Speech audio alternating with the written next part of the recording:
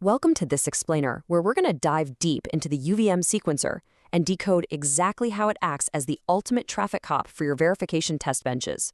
Seriously, if you've ever spent hours or, let's be real, days, debugging a complete test bench deadlock just because of tangled transaction flows, well, you are absolutely in the right place. I want you to imagine the sheer chaos of multiple sequences trying to drive hardware signals at the exact same time. It's a mess, right? Without a robust management system in place, your sequences would constantly crash into each other, drop data, or just cause a complete test bench deadlock. We desperately need a way to maintain order, prioritize critical traffic, and keep that driver continuously fed. So we are going to solve this problem systematically today. Here's our roadmap.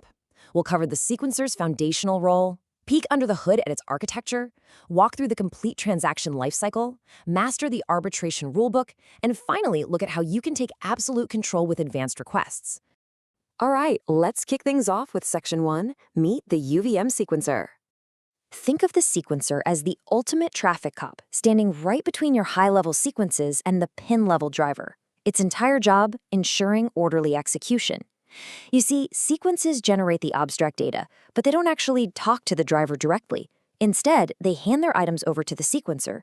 The sequencer then arbitrates, organizes, and routes those transactions to the driver, but only when the hardware is actually ready to accept them.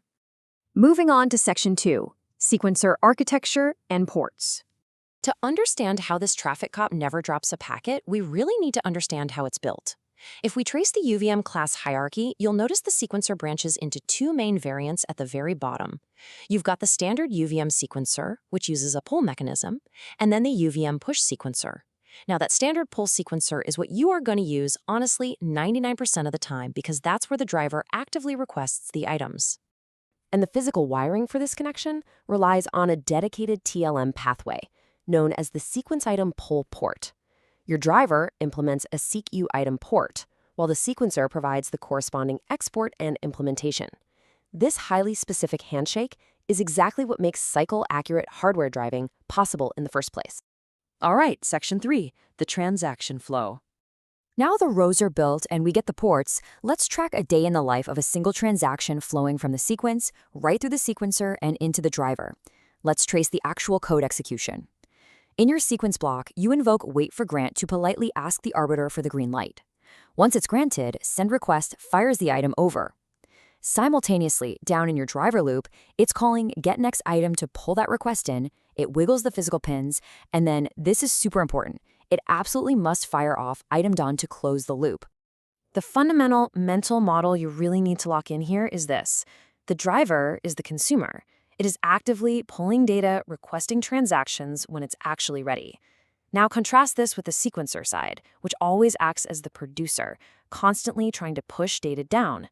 The sequencer sits perfectly in the middle of all this, safely buffering the sequence's push until the driver is actually ready to pull. Which brings us to Section 4, Mastering Sequencer Arbitration. So what happens when two sequences hit the intersection at the exact same time, and they're both desperately trying to push data? Well, that brings us to the rulebook. To resolve these intersection crashes, the sequencer gives us several arbitration modes. The options range from a basic FIFO queue to strict priority, weighted randomness, or you can even write a completely custom algorithm. Just keep in mind, by default, UVM uses FIFO, meaning first come, first served. To actually configure this in your test bench, you're going to use the setArbitration function. You just pass it a built-in enum, something like UVM SC arb strict FIFO. Then, whenever wait for sequences is evaluated, the sequencer relies on that exact configuration to figure out who gets the next green light.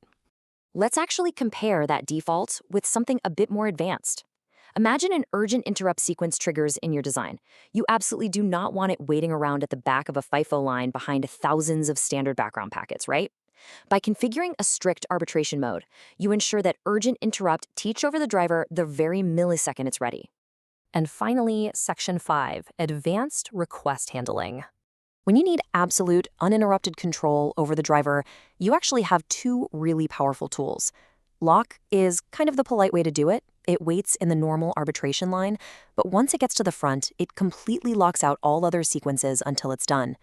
Grab, on the other hand, well, that behaves like an emergency vehicle. It bypasses the queue entirely, skipping straight to the front of the line to be arbitrated before literally any other pending requests. Now, here is a really crucial optimization over on the driver side. You need to understand when to use get versus when to use peek. Get blindly consumes the item right out of the sequencer's queue, but peek lets your driver inspect the payload, set up its internal state, and prep the physical bus interface before fully committing to the transaction. It leaves the item safely sitting in the queue until item done is eventually called. It's a real game changer for complex protocols. I highly recommend keeping this API matrix handy when you're writing your sequences.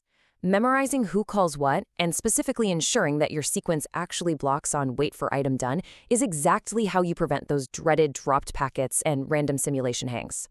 Because honestly, understanding these underlying mechanics is what separates a fragile test bench from a bulletproof verification environment. So dive into your code today, audit your sequencers, and really ask yourself, are you just blindly accepting default FIFO? Or are you actually taking absolute control of your transaction?